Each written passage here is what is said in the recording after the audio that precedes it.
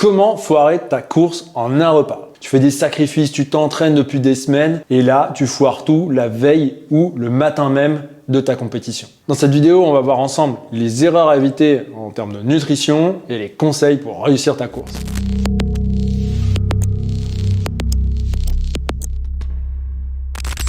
Je m'appelle Zian de Forgery Training, je suis préparateur physique, entraîneur en cyclisme et en trail. Cette vidéo fait partie d'un ensemble de vidéos que je fais sur la nutrition pour répondre à des questions qui me sont posées régulièrement. Alors n'hésite pas à aller voir dans ma playlist vidéo nutrition ou un truc comme ça. Les erreurs à ne pas faire. Première erreur à pas faire, c'est pas assez boire. Alors si tu veux foirer ta course, ne bois pas, ni avant ni pendant, surtout pendant les grandes chaleurs. Si tu comptes tricher, pas possible parce que la couleur de ton urine te dira tout de suite si tu n'as pas assez bu. Donc si tu commences la course déshydraté, les effets négatifs de la déshydratation vont être exacerbés. Donc c'est-à-dire, ça va être fois 2. 2% du poids de corps perdu, c'est 20% en moins de possibilité de maintenir ta PMA.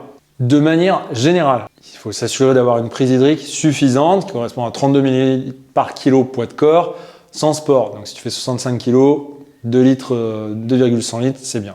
Bois de l'eau principalement. On va éviter les boissons alcoolisées, énergétiques, etc. Enfin, surtout les trucs un peu fancy, on va dire. Bon, pour ta course, tu peux faire une boisson d'attente ou une boisson d'effort, un bidon de 500 ml environ dans les 2 heures avant ta course pour avoir le temps d'éliminer. Bon, tous les conseils sur l'hydratation, je te les ai donnés dans une autre vidéo, je t'invite à aller la voir. Deuxième chose à faire pour rater ta course, c'est changer complètement tes habitudes alimentaires. Si tu manges d'une certaine manière toute la semaine et puis 2-3 jours avant, tu manges n'importe quoi ou n'importe comment, ton estomac, ton système gastrique, il va rien comprendre. Si ça marche à l'entraînement tous les jours, pourquoi tu reproduis pas ça le jour de ta course? Allez, t'as mangé pareil et tout, maintenant tu te dis je vais manger rien du tout pour être très léger le jour de ma course ou alors je vais me faire péter le bide parce qu'au moins j'aurai mes réserves. Bon, t'as entendu parler du régime norvégien, on se prive de glucides en entraînement pendant 2-3 jours et ensuite on se gave de glucides pendant 2-3 jours aussi avant la course pour refaire les réserves de glycogène. C'est possible, mais bon, il va falloir contrôler au niveau des proportions, etc. En plus, si t'as pas l'habitude de digérer tous ces glucides, ça va amener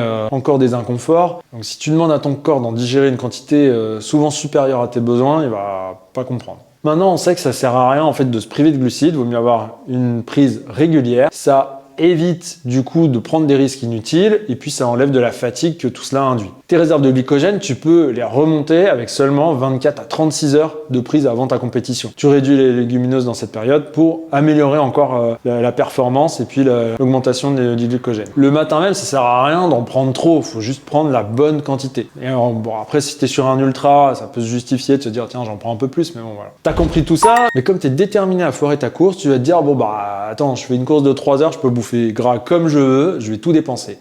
Wrong. L'inverse, tu te dis aujourd'hui je vais manger hyper équilibré, je mange que des légumes et tout, je serai léger pendant ma course. Non, je te rassure, ni l'option full gras ni l'option full légumes, c'est pas des bonnes options. Full gras, inconfort gastrique à fond, tu risques d'avoir quelques petits soucis pendant ta course. Privilégie la prise de glucides. Donc on va éviter les fromages, le gruyère sur les pâtes, etc. Surtout quand c'est à profusion. Et puis tout ce qui est légumes, au niveau équilibre, on va réduire la portion de légumes. Ton système digestif va devoir les digérer. Il y a beaucoup de fibres alimentaires qui vont perturber ton équilibre intestinal. Donc on va en limiter la quantité, surtout la veille et le jour J. Et à la limite, tu n'es même pas obligé d'en prendre. Évite aussi, pendant qu'on y est, tout ce qui est transformé, y compris sauce tomate, bolo et tout ça. Ça va pas être bon. Alors c'est super, je t'ai dit tout ce qu'il fallait pas faire. Mais qu'est-ce qu'il faut faire? En tout cas, qu'est-ce que moi je te conseille de faire? Prendre les proportions optimale. Déterminer tes besoins alimentaires et ta stratégie alimentaire pour ta course. La durée et l'intensité de l'effort vont jouer un rôle important sur la quantité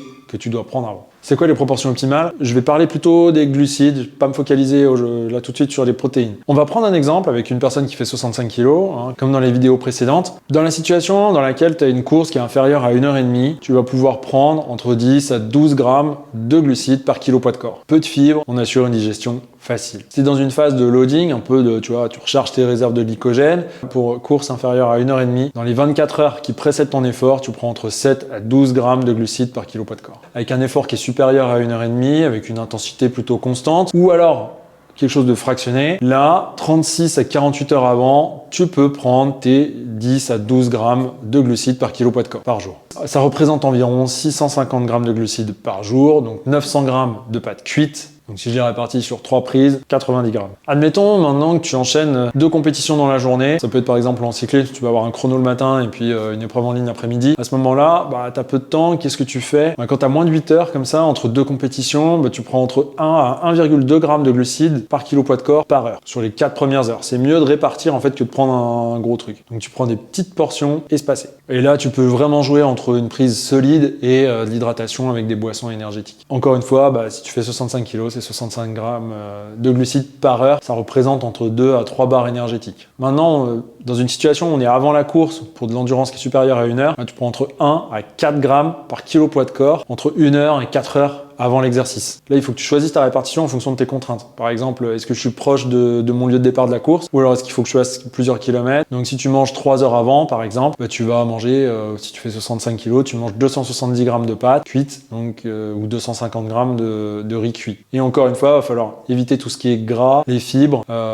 et puis aller sur un indice glycémique qui est plutôt bas pour avoir une diffusion lente et éviter les pics de glycémie. Et si tu es avant une course dans les 45 et qui fait moins de 45 minutes, tu n'as pas forcément besoin d'adopter cette stratégie-là parce que tu vas être beaucoup sur tes réserves de glycogène. Autre conseil, faut avoir tes habitudes de course et d'entraînement. Donc, qu'est-ce que je mange à l'entraînement? Et je mange pareil en compétition. Et aussi, comment je m'organise avant mes compétitions. Je mange toujours par exemple 3 heures avant ou 3 heures et quart avant. Je mange toujours ce repas-là parce que je sais que c'est quelque chose qui me passe bien pour ma compétition. Les choses vont être différentes en fonction de si ta course elle est le matin, l'après-midi, le soir. Qu'est-ce que je mange la veille, etc. Donc tout ça, faut que tu testes et que tu vois ce qui te convient le mieux. Tu as juste les quantités, les aliments, voilà, tu peux jouer avec plein de choses. Il faut que tu t'adaptes aussi à ton environnement. Tu peux être par exemple dans un hôtel, donc ça va être compliqué pour toi de te faire à manger. Donc qu'est-ce que je vais faire? Est-ce que je vais prendre à manger à l'extérieur? Est-ce que je peux ramener un tube? Est-ce que je peux cuisiner dans ma chambre d'hôtel? Qu'est-ce qui se passe si je suis à l'étranger? Je trouverai pas forcément les produits que j'ai l'habitude de manger. Tout ça, faut que tu anticipes pour pas être surpris le dernier jour. Faut pas que ce soit une source de stress.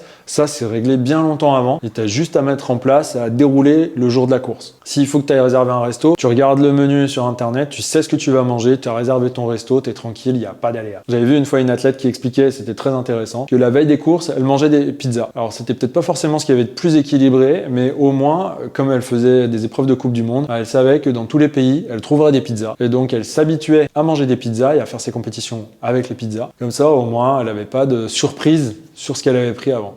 Donc ça peut être aussi une idée. Puis moi, manger une pizza, c'est cool. Mais bon, c'est pas forcément ce que je vais préférer la veille d'une course.